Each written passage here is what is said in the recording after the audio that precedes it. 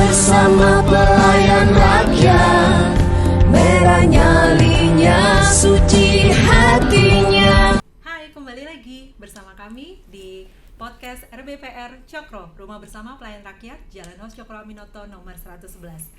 Kali ini kita kedatangan Bang Sira Prayuna. Terima kasih banyak Abang. Terima kasih. Dan nanti akan dibantu hostnya oleh Bang Bob Randilawe. Senang Halo. banget ketemu lagi ya Bang. Ya, ketemu lagi. Aduh. Wow, ini kedatangan seorang advokat Ya, yang ya. sudah lama mengiringi Oh, ya. Pak Jokowi dari Advokat zaman senior nih. Iya, dari zaman gubernur ya Pak. Jangan dulu ya. dulu, lawyernya Pak Jadi, Jokowi ya, berkali-kali ya. sampai 2 kali periode nih Bang. Siap.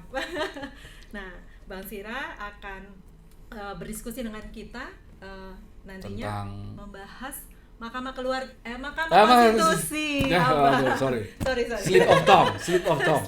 Karena deket sih ya. Iya. Perilaku itu mengingatkan kita pada hal itu. Mahkamah keluarga. Siap.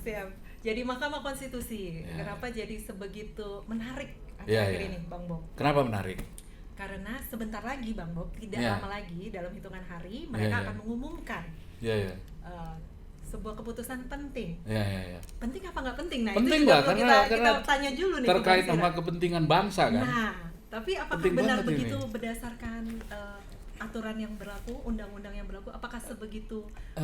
Ini dia. Coba kita gali dulu, Bang. Ini oke, baik, kita serahkan kepada ahlinya ya. Siap. Kita tidak mau sembarang beropini kalau soal ini. Di sini ada ahlinya, Mas Sira Prayuna ya, seorang lawyer, mungkin kita udah sama-sama tahu. Saya langsung aja, Bang Sira. Ini gini, kalangan pro demokrasi resah, kalangan kritis resah. Mengapa resah? Karena ada suatu upaya-upaya yang agak kurang lazim, ya, yaitu ingin menyodorkan Mas Gibran ya sebagai seorang kandidasi, ya, ikut dalam kandidasi Pilpres. Orang berpikir ke sana dalam konteks gugatan Mahkamah Konstitusi ini. Benar nggak sih kayak gitu loh, Bang Sira, benar nggak sih? Saya kira begini, MK itu didesain ya dalam kerangka untuk mengontrol pengelolaan penyelenggaraan kenegaraan. Makanya kewenangannya di MK itu diberikan pada 4 hal oleh Undang-Undang Dasar kita. Misalnya uji materi terhadap undang-undang yang dianggap melanggar Undang-Undang Dasar. Dispute settlement antar lembaga tinggi negara. Lalu yang ketiga memutus perkara sengketa hasil pemilu.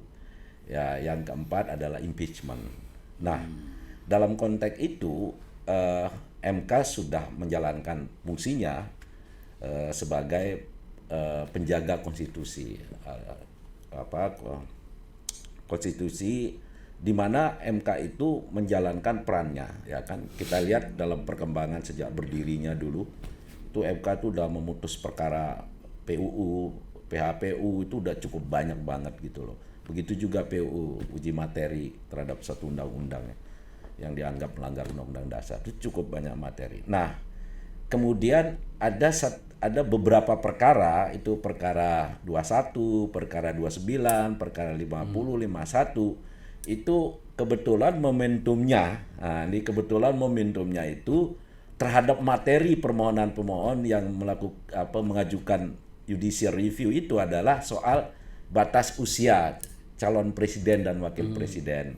Yang ujuk-ujuk ya. Nah, jadi saya dari awal bertanya begini, apa sih urgensinya mengajukan gugatan PUU terhadap batas umur itu?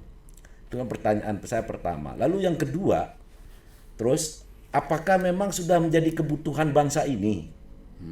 Kita harus melihat partisipasi anak muda di dalam mengelola sebuah negara yang begitu besar, 270 juta orang, sehingga ada satu kebutuhan. Orang kemudian mengait-ngaitkan ini, ada sesuatu yang memang didesain sedemikian rupa dalam rangka untuk kepentingan politik tertentu. Nah, ini. Nah, itu kan tuduhan publik, Bukan tuduhan, asumsi.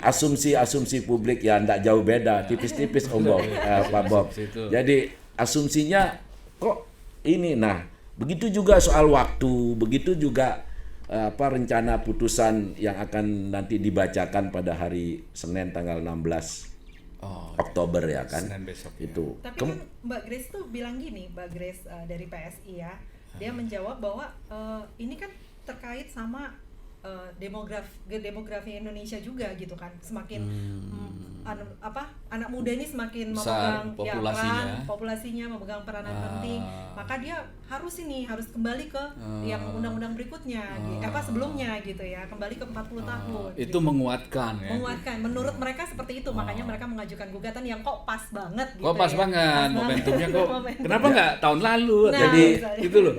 itu boleh saja lah, itu kan asumsi yang dibangun oleh pihak yang berkepentingan dalam permohonan itu dalam melihat demografi anak muda yang hampir 42% saya kira sekarang ya. Iya, 60% ya. Nah, itu yang kemudian menjadi justifikasi sehingga anak muda sudah layak menjadi pemimpin. Kan bukan di situ titik soalnya. Sekarang ini yang saya tangkap dan amati bahwa apa memang sudah kita ada kebutuhan untuk di situ. Kalau saya melihat dalam perspektif gerakan politik ya sah-sah saja, Bung Bob, Mbak, sah-sah saja. Itu adalah bagian dari upaya untuk memperjuangkan hak politiknya dalam berpartisipasi dalam penyelenggaraan negara gitu, baik itu di eksekutif, legislatif maupun yudikatif gitu. Dan kalau kita lihat dalam perkembangan sirkulasi kepemimpinan di negara-negara lain gitu loh, anak-anak muda juga kan muncul gitu loh. Nah, kalau itu menjadi justifikasi pemikirannya ya itu sah-sah saja. Tapi orang kemudian jadi bertanya, tergelitik bahwa kenapa menggunakan instrumen MK Ya, ini untuk untuk memperjuangkan partisipasi politiknya. Kenapa nggak menggunakan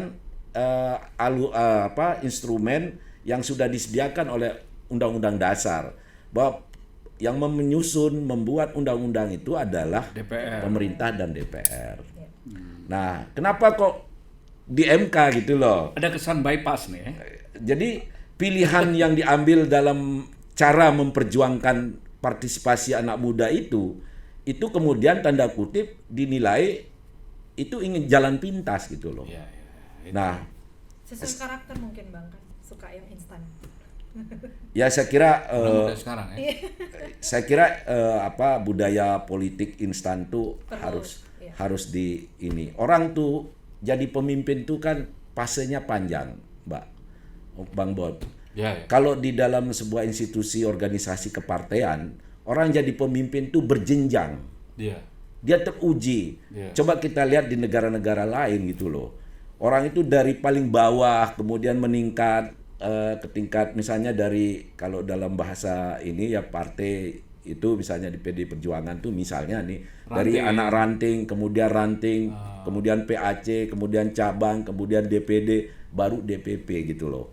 Baru fase itu dilalui dalam kerangka untuk bisa memahami secara ideologis garis perjuangan politik kepartean, kemudian ideologi kepartean, nilai-nilai yang dianut kepartean, dan ini harus dibangun sedemikian rupa dalam kerangka untuk mematangkan calon pemimpin itu.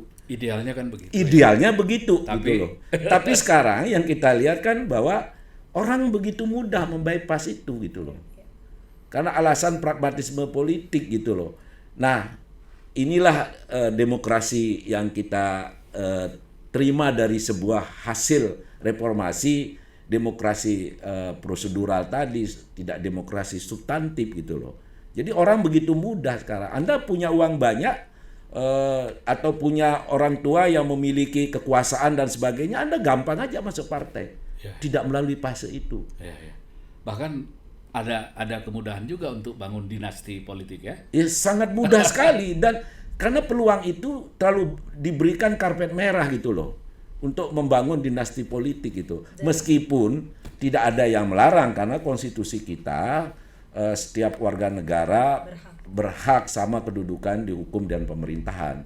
Tetapi ada sebuah fase yang harus dibangun sehingga orang menjadi matang di dalam berpolitik. Ya, seharusnya begitu. Ini Anda mau pimpin 270 juta orang loh, ya kan? Bukan memimpin 1 juta, 2 juta orang, gitu loh. Ada dialektika yang begitu kuat di dalam membangun nation state bangsa ini, sehingga orang yang layak memimpin itu memang harus melalui fase yang jenjang yang sudah teruji secara nilai-nilai, secara ideologi, secara garis politik dan sebagainya gitu. Ada nggak partai yang patuh pada Iya, proses seperti itu? proses yang panjang ini gitu Bang. Ya itu kan cita-cita ideal lah ya. Tugas partai itu kan berfungsi satu. Dia adalah sebagai organisasi yang mengartikulasikan kepentingan rakyat. Lalu kedua, merebut kekuasaan yang sah dan konstitusional. Lalu yang ketiga adalah pendidikan politik kan. Nah fase itu kan sebenarnya dilalui oleh seseorang sehingga dia layak memimpin. Anda jadi misalnya ada orang media jadi redaktur, Anda kan harus jadi wartawan, kejar narasumber, hujan-hujan, panas dan sebagainya.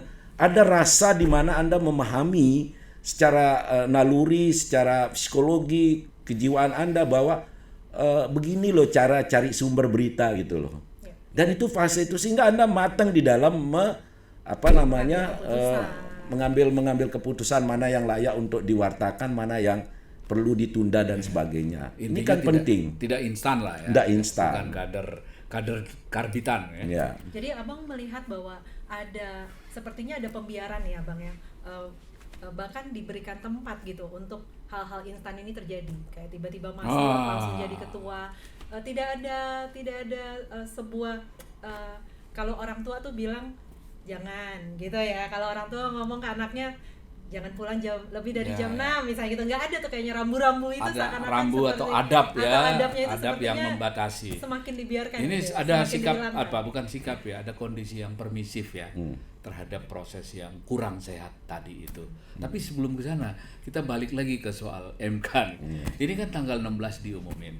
Saya mau tanya, menurut Bung Sira ini potensinya kemana ini? Kecenderungannya kemana? Diputuskan oke atau enggak nih?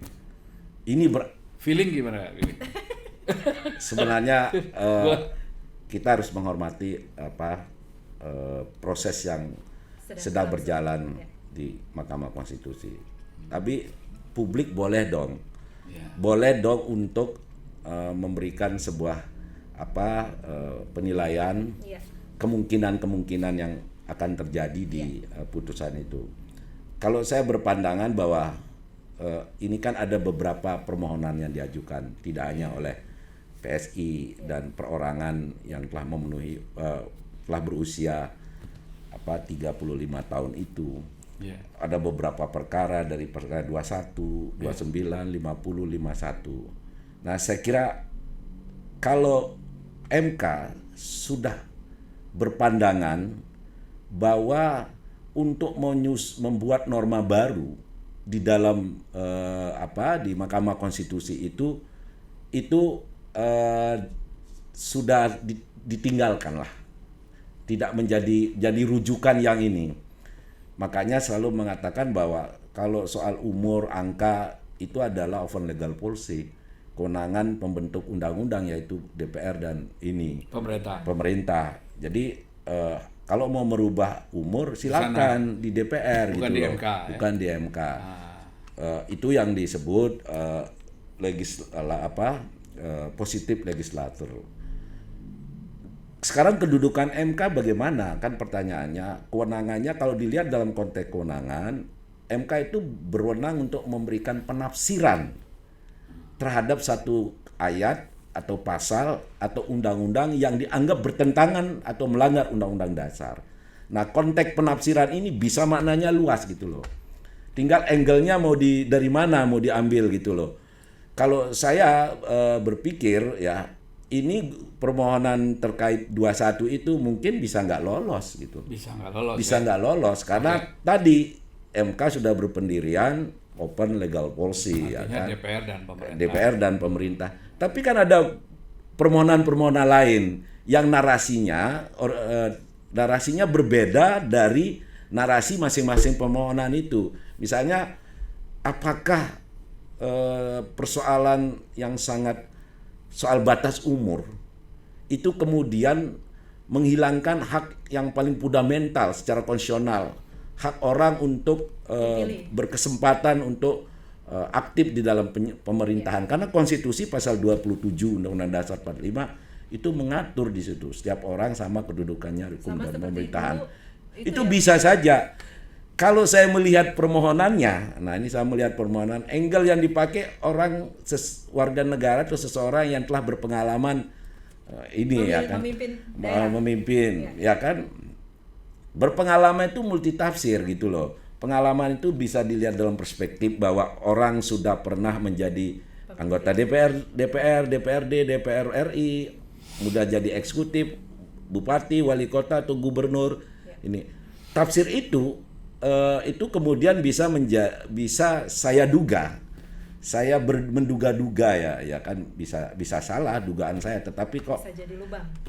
jadi jalan untuk memberikan justifikasi terhadap hak konstitusional luar negara yang pemenuhannya harus dilindungi oleh konstitusi gitu loh. Pemenuhan hak ini juga yang sebenarnya pada undang-undang kemarin itu tentang dinasti politik ya, akhirnya kemudian digagalkan karena kan mau melarang dinasti politik, tapi kemudian nggak bisa karena ya hak asasi perorangan untuk dipilih itu. Ya. Jadi Ya, betul. boleh keluarga gitu ya. Padahal tadinya sudah ada aturan yang sudah dibuat undang-undang untuk supaya jangan yang masih berhubungan keluarga gitu, supaya tidak. Tapi Karena kan kalau di konstitusi kita soal presiden masa jabatan yang dibatasi. iya. Kepala daerah juga masa jabatan. Ya. 2 periode gitu. Betul. Jadi kita berharap semoga angle-nya angle yang benar-benar konstitusional, bukan angle om ke keponakan ya. Nah, ini dia nih. Ini Mbak Nadine nih menarik nih. Gini, Bang Sira ini kan pernah jadi lawyernya Pak Jokowi. Ya. Berarti sedikit banyak tahu dong ininya kan. Nah, orang kan kemudian tidak bisa memisahkan urusan ini dengan Pak Jokowi. Kira-kira gitu ya? Ini dari persepsi publik nih ya. Iya, ini persepsi publik dan ini perspektif politik ya. Ya kan? Ya. Kalau Bang Sira kan orang hukum, saya mau ngajak ke wilayah politik nih. Kira-kira benar nggak sih asumsi sebagian orang ya yang kritis melihat ini bahwa di belakang ini Pak Jokowi kayaknya yaudah jalan deh gitu kira-kira ya. Benar nggak sih? Atau dia nggak tahu sama sekali? Atau memang si PSI-nya aja yang mungkin cari apa? Kan gini, kembali kita lihat kedudukan Pak Jokowi hari ini sebagai presiden, kepala pemerintah dan kepala negara. Dan acap kali selalu mempersepsikan dirinya dalam jabatan itu orang yang netral. Orang yang netral. Memang harusnya begitu ya. Orang yang netral gitu loh. Tapi pertanyaannya, nah, apakah kemudian Mas Gibran ataupun Mas Kaisang itu tidak dalam mengambil keputusan politik? Ini kan keputusan politik. Yeah. Keputusan politik itu kan soal kelanjutan dari cita-cita politik yang ada pada dirinya masing-masing gitu loh. Mimpi besarnya dalam politik itu kan ada. Apakah tidak dikonsultasikan, tidak dibicarakan, gitu ya. tidak diobrolin dalam rumah sambil ngopi. Dia Katanya bilang, udah beda kakao. kan saya kan kita ini sama-sama berkeluarga, bahwa hal apapun kita selalu akan mengamati ya, memonitor, kemudian memberikan masukan. Kamu nggak boleh begini, kamu nggak boleh begini. Ada pertimbangan lah. Tentu ada pertimbangan. Nggak bisa dikatakan sudah dewasa ini gitu loh. Nggak, saya tidak terlalu percaya dan yakin orang melepas begitu saja ini keputusan sebesar itu gitu loh. Contoh aja yang paling anyer nih, ketika saya baca Mas Gibran diminta masuk sebagai TPN ya, dia mau konsultasi dulu ke keluarga. keluarga dalam hal ini inilah Ya kan? bokap lah. Makna keluarga itu kan jadi luas. Bisa di internal keluarganya atau ini kalau di internal keluarganya sendiri gitu loh. Dalam konteks dirinya sendiri dan Keluarga istri inti, dan istri dan anaknya anak, ya. kan nggak mungkin tuh. Orang nggak ada background politiknya kok, ya kan? Mungkin keluarganya PDIP gitu, keluarga Pak. Emang Jan itu sudah punya KTA. Tapi Hah? TPN-nya PDIP. Makanya Itu Keluarga kan yang mana nih jadi maksudnya? ya kalau dia harus siap, kalau berandai-andai bahwa kalau dia sudah mengatakan diri, ini kan dia tidak pernah mengatakan diri saya siap memimpin republik ini, saya siap menjadi wakil.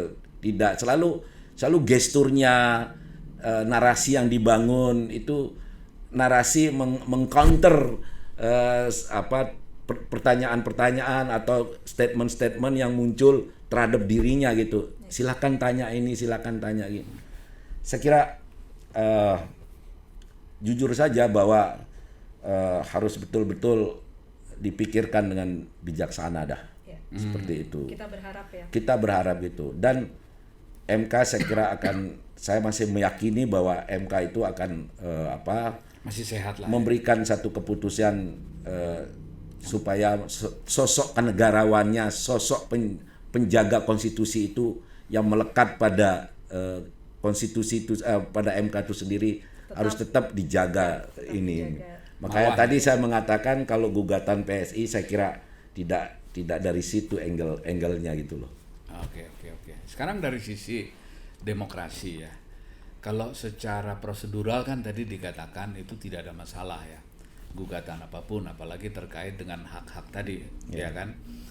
Andai kata itu lolos, ya bagaimana suasana dalam kehidupan demokrasi ke depannya? Dampaknya ya Bang ya. Dampaknya karena ini terkait dengan momentum Pilpres ya. Tentu saja ini kan memicu banyak isu dan spekulasi ini. Tapi kan bisa juga ternyata itu diluluskan, tapi Gibran ternyata juga nggak jadi wakilnya Pak Prabowo, bisa juga kan ya Bang Bisa ya? juga. Ada kemungkinan itu juga nggak Bang? Dia ngapain juga diajukan gitu loh.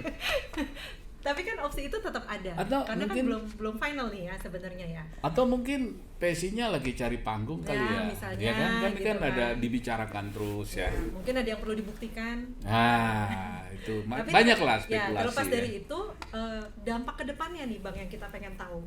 Jadi ketika ini sudah orang tahu bahwa ternyata dalam waktu singkat dengan mendekati MK gitu kan ya, dengan punya angle yang pas, ini bisa diajukan ke MK, bisa terjadi suatu perubahan gitu. Dalam konteks ini pemilu perubahannya umur, batas usia capres dan cawapres. Ya, gitu. ya. Kan kita nggak tahu kedepannya mungkin ada isu-isu apa lagi. Artinya tidak berlaku di Pilpres sekarang. Betul, ya. tapi kan untuk ke depan. cara ini udah muncul gitu cara ini. Oh. Nah ini dampaknya secara Ya. hukum, secara politik itu gimana tuh Bang? Kalau secara politik saya kira politik itu kan soal ini ya, soal bagaimana cara berkuasa. merebut kekuasaan secara sah dan nasional. Itu mempengaruhi orang lain untuk ikut Setuju. Dan dalam pilihan-pilihan pikirannya atau gagasan besarnya. Nah, saya kira dampaknya kalau saya pribadi ingin mengatakan bahwa tradisi seperti ini dalam rangka untuk memperkuat pelembagaan demokrasi, kita harusnya tidak mengambil jalan seperti ini gitu. Ada tadi awal saya katakan bahwa ada fase yang dimana setiap orang mengikuti itu supaya jadi pemimpin itu kan tidak saja soal kecakapan, tapi juga kemampuan dirinya di dalam melihat problem secara nasional dan internasional dan sebagainya. Terus problem-problem sosial, ekonomi, politik, pertahanan dan keamanan juga. Itu memerlukan sesuatu kematangan dalam diri orang untuk mengambil keputusan yang tepat untuk kepentingan bangsa dan negara. Ini sedang pimpin 270 juta jiwa manusia. penduduk Indonesia loh. Iya. Kalau ya mohon maaf lah ya, perlu fase yang lebih panjang lah untuk bisa melahirkan pemimpin yang lebih lebih matang di dalam ini. Kalau pola seperti ini saya selalu menganut prinsip bahwa pola-pola karbitan itu yang namanya dikarbit gimana sih? Pasti kalau durian dikarbit pasti nggak terlalu manis gitu seperti aslinya gitu loh. Ya pasti begitulah. Mangga Anda karbit beda dengan yang memang matang dari buahnya, kemudian itu kan ada proses secara alami gitu loh. Nah, ini harus kita kembali di dalam melihat sirkulasi kepemimpinan nasional itu ada fase-fase yang harus dilalui oleh setiap warga negara, setiap masyarakat ini. Dan mungkin upaya-upaya membypass aturan yang seperti itu juga sebaiknya tidak dijauhi perlu tidak perlu dilakukan lah ya. Ya harusnya kita kan berdemokrasi ini semakin baik ya. Rating berdemokrasi kita tuh harusnya semakin baik. Rating demokrasi itu tidak saja dilihat pada kultur budaya berdemokrasi, tapi juga regulasi, produk regulasi yang dibuat, kemudian juga atmosfer yang dibangun dalam kerangka untuk melaksanakan hak masyarakat seperti itu. Nah, saya kira ini harus dalam kerangka pelembagaan demokrasi harus dibuat dengan lebih baik gitu loh. Jangan kalau saya mengatakan kalau mencermati perkembangan dari beberapa pemikiran, ada kekhawatiran terhadap proses demokrasi kita ini bahwa ini. Saya juga khawatir gitu loh. Okay. Saya sangat khawatir sekali dengan cara seperti ini. Khawatir dia tidak menyehatkan iklim demokrasi. Iya. Ya? Bukan sebuah investasi yang baik untuk demokrasi ke depan ya. Oke, kalau gitu 10 tahun terakhir ini ya khususnya di era Pak Jokowi ini membaik atau memburuk nih dari sisi kualitas ya? Ya saya kira demokrasi ya. Kan gini, reformasi itu melahirkan satu, ada kebebasan berbicara. Runtuhnya rejim otoritarian dan anti demokrasi yang fasisme dulu Orde Baru itu melahirkan satu, ada kebebasan berserikat, berkumpul, menyatakan pendapat. Kemudian ada multi partai. Lalu muncul partai-partai yang begitu banyak. Lalu yang ketiga, amandemen Undang-Undang Dasar, gimana kita terus menyempurnakan Undang-Undang Dasar itu gitu.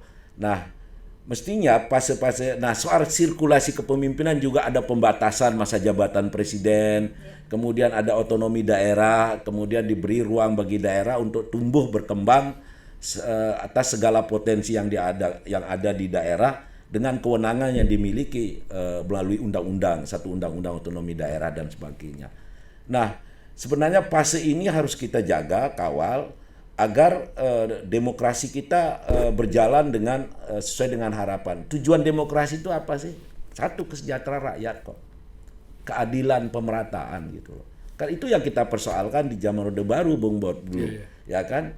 Nah, dalam era sekarang ini kebebasan berbicara ada, menyatakan pendapat ada, berorganisasi ada, orang begitu bebas mengekspresikan ketidaksetujuannya terhadap satu policy ada gitu loh. Nah, ini jangan kemudian sesuatu yang sudah kita bangun baik kemudian rontok gara-gara kepentingan pragmatis gitu loh. Kepentingan keluarga lebih tepatnya kali ya. Ya mungkin bisa dikatakan begitu, kepentingan keluarga gitu loh.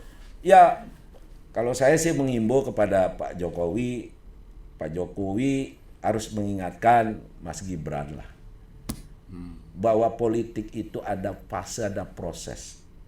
Beliau itu adalah seorang negarawan. Kita harus, ini kan saya bekas lawyernya ya. Kalau lawyer saya 2014 saya jadi saya tahu bagaimana situasi dan dinamikanya.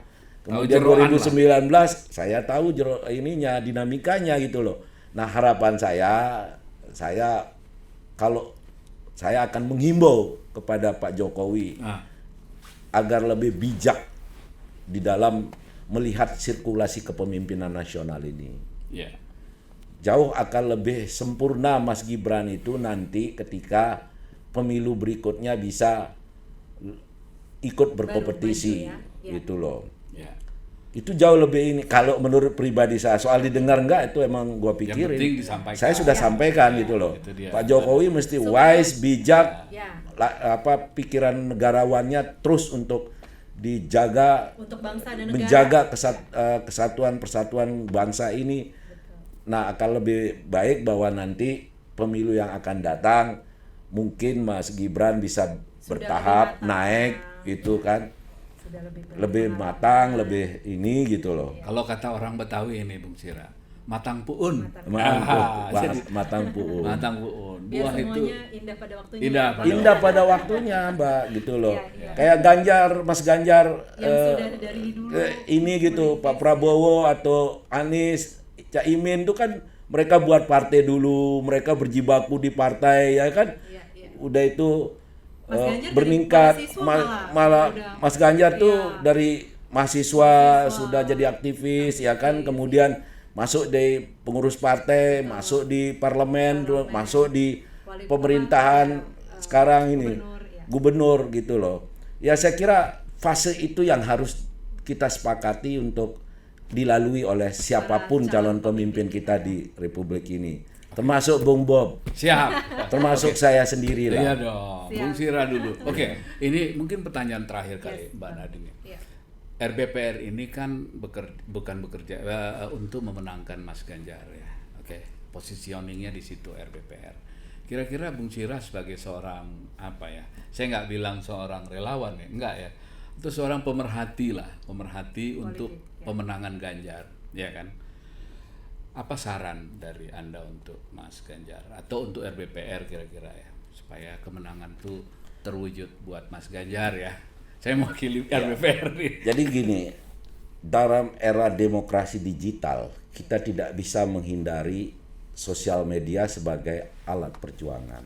Ya. Betul. Tetapi kita juga harus lebih kuat melakukan turun ke bawah, melebur dengan rakyat untuk kampasing dan sebagainya. Saya kira FBPR ya sudah melakukan itu. Relawan-relawan kan sudah melakukan itu, semua relawan lah. Cuman kan persentasenya seberapa besar, saya tidak tahu persis karena nggak punya data soal itu kan. Apakah tingkat pengenalannya Mas Ganjar itu sudah mencapai 98% atau apa gitu kan. Nah, relawan ini kan tugasnya kayak begitu ya, mengkampanyekan, memviruskan ide-ide dan gagasan besarnya, gagasan kebangsaan Mas Ganjar dalam rencana memimpin Indonesia ke depan gitu loh. Lalu orang harus mengetahui siapa sosok beliau, bagaimana latar belakangnya, bagaimana pola kepemimpinan, apa yang capaian-capaian yang sudah, prestasi yang sudah dicapai. Dan itu kan tugas teman-teman relawan semua, kita semua ya, untuk mensosialisasikan ini. Dan saya kira mudah-mudahan BPR ini sudah masuk pada fase seperti itu. Saya lihat tempatnya juga bagus. Bagus ya? Bagus Alhamdulillah. tempatnya Terima kan. kasih. Aduh, Bagus senang nih, sekali. wah. Mbak Luar Nadine biasa, ini artinya harus kalau bersyukur nih. bagus sudah bagus kayak begini, mudah-mudahan sebagus dari kerja-kerja politik, penggalangannya, Iya. empowering, pemberdayaan dan sebagainya. Dan ini bagus saya kira. Sudah ada hampir 400 organ Abang Woi. yang sudah bergabung bersama kita. Alhamdulillah. Ya, hampir 200 yang sudah terjun langsung spanduk apa ya. Itu kita punya aplikasinya Pelayan Rakyat. Jadi semua teman-teman yang sudah melakukan canvassing pasang spanduk gitu langsung bisa upload di situ. Iya. Wih, Senang banget. Mantap. Mudah-mudahan Luar biasa. luar biasa. mudah-mudahan kita berjuang semua buat orang baik mencapai tempat yang baik gitu Iya, ya. iya, iya. Ya, Orang baik didukung orang baik ya. Betul, amin. saya berdoa semoga bangsa ini melahirkan kepemimpinan seperti Mas Ganjar. Itu kan orang sederhana, Pak. Iya, iya, iya. Saya Wah, ini udah kampanye nih. Ya, apa-apa ya. kalau Sah, boleh sah. ya, Mas Boleh, Ganjar boleh. adalah kita, Pak. Mas Ganjar tuh orangnya sederhana. Iya. Dia nggak punya interest pribadi terhadap diri dan keluarganya. Kebiasaan dia melakukan perenungan dan kerja-kerja politik itu, Anda kalau lihat Mas Ganjar tuh kan sering jalan, nonton sendiri, jalan, Olahraga. dan sebagainya gitu kan. Ya saya sih melihat sosok Mas Ganjar ini sangat-sangat sudah mumpuni untuk memimpin Amin. negara sebesar Amin. ini dengan berbagai problematikanya. Insya Allah. Saya bilang, dan dia asik dalam interaksi politiknya asik. Iya. Dia tidak mengklaster dalam struktur masyarakat kelas sosial orang gitu loh. Asik aja gitu loh. Iya. Dan pemimpin tuh harus begitu gitu loh. Dan sangat dekat dengan anak-anak muda juga. Iya, dekat dengan anak-anak muda. Generasi Z bisa berinteraksi dengan Iya. sangat nyaman ya. Ya, saya satu organisasi sama beliau di Himpuni, dia ketua umum Gajah Mada kan. Iya, iya. Ketua umum Gajah Mada, dan saya pernah main ketoprak bareng beliau. Seru banget. Jadi dari sisi gestur, dari sisi narasi, dari sisi penekanan terhadap soal-soal yang sangat serius, Jadi itu sederhana. sangat mampu untuk diterjemahkan dalam ini. Bahasa yang sederhana. Bahasanya sederhana saya kira. Ya. Dan Insya kalau Allah kita memilih orang yang tepat ya Bang. mudah-mudahan kita berdoalah semua supaya melahirkan pemimpin yang sosok seperti Mas Ganjar. Tidak hanya berdoa kayaknya, berjuang juga. Berjuang dong. juga. Oh ya, kalau berjuang kita harus berjuang bersama. Betul. Seperti Oke. doa Doa kita dan nih. berjuang. Amin. Siap. Terima kasih banyak Bang Sira Prayuna, terima kasih Bang Oh, oke, Daniel. sama-sama. Wah, seneng Kita- banget ngobrolnya, seru, nggak berasa. Iya, Tadinya nggak pengen berasa. cepat tapi nggak bisa. Nggak bisa, Ternyata nggak bisa. Banyak hal banyak nih. yang pengen ditanya. Ini sebenarnya masih banyak ini, tapi karena Tapi waktu ya. Mungkin boleh bikin serial, jadi Ah, besok-besok boleh. datang lagi ya Bang Siap. Sira. Boleh. Serial ya? Oke, Serial janji boleh. ya, janji loh. Boleh, Wah. boleh. Oke. Teman-teman, thank you banget sudah bersama kami selama beberapa menit tadi. Hampir 30 menit ya. Terima kasih banyak. Senang sekali. Semoga besok-besok masih terus mengikuti kami Yeah. di podcast RBPR. Salam sehat, salam kompak, berjuang bersama RBPR Cokro. Dah. Rumah bersama pelayan rakyat, merah nyalinya, suci hatinya.